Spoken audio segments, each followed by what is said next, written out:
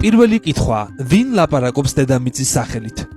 საზოგადოებასთან რაიმე საერთაშორისო კონსულტაციის გარეშე იმის გადაწყვეტა რა შეტყობინება და სად უნდა გაიგზავნოს დაინტერესებულ მეცნიერთა მცირე ჯგუფის ხელშია.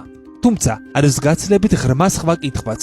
თუ ტყეში დაიკარგებით, ნამდვილად კარგია თუ გიპოვიან. როდესაც საქმე ეხება საკითხს, უნდა გაუგზავნოს თუ არა კაცობრიობამ შეტყობინება არამიწერ ცივილიზაციებს. პასუხი გაცილებით ნაკლებად ცალსახაა. გამოჩენილი ფიზიკოსი სტივენ ჰოკინგი სიკვდილამდე ბევრს ლაპარაკობდა უმაღლესი ტექნოლოგიების მქონე არამიწერ ცივილიზაციებთან კონტაქტის საფრთხეზე. ჰოკინგი ირწმუნებოდა, რომ ისინი შეიძლება ბოროტები ყოფილიყვნენ და თუ დედამიწის ადგილმდებარეობას გაიგებდნენ, კაცობრიობა მოესპოთ. სხვები ასეთ რისკებს ვერ ხედავენ, რადგან ნამდვილად მოწინავე ცივილიზაციას უკვე ისედაც ეცოდინება ჩვენი არსებობის შესახებ. არსებობს ინტერესიც. რუსი ისრაელელი მილიარდერი იური მილნერი $1 მილიონ დებდა არამიწერ ცივილიზაციათათვის ახალი ეფექტური სიგნალის გასაგზავნად. მსოფლიოში ცნობილი თეორეტიკოსი, ფიზიკოსი და ფუტუროლოგი დოქტორი მიჩიო კაკუ მიიჩნევს, რომ ადამიანებისათვის რობოტები უფრო დიდ საფრთხეს წარმოადგენენ, ვიდრე უცხოპლანეტელები, რომლებთანაც მისი ვარაუდით კაცობრიობა ამ საუკუნის ბოლოსათვის შეძლებს კონტაქტის დამყარებას.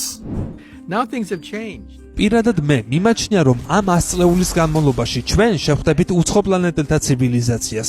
უпроსტად, ეთერში მათ რადიო ტალღებს დავიჯერთ, თუმცა საეჭვოა, რომ მათ ვაინტერესებდეთ.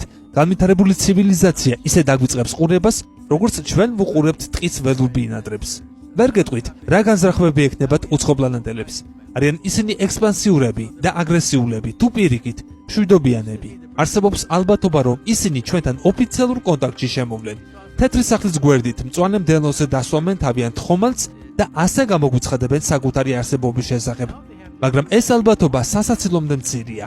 ჩვენ მათთვის უჩვეულო ტყის ცხოველების ახალი აღმოჩენილი სახეობა უფრო ვიქნებით. აქედან გამომდინარე, ჩვენთვის უმჯობესია მათთან ჯერ არ ვიურთიერთოთ. უფრო დიდ საფრთხეს რობოტოტექნიკის განვითარებაში ვხედავ. ჩემი აზრით, უახლოს მომავალში ხელოვნური ინტელექტის განვითარების დონე მაიმუნების თვითშემეცნების დონეს მიაღწევს. და ამ მომენტისთვის რობოტები საგანგებოდ საშიშნი გახდებიან.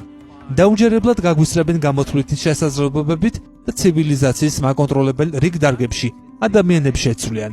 ამიტომაც მიმაჩნია, რომ ახლავე უნდა ვიზრუნოთ ბლოკირების ჩიპის შესაქმნელად, რომელიც ყველა რობოტის ტვინში ჩაინერგება და ასე უნდა ვაკონტროლოთ ხელოვნურ ინტელექტში წარმოქმნილი კაცობრიობისათვის მომაკვდინებელი აზრები.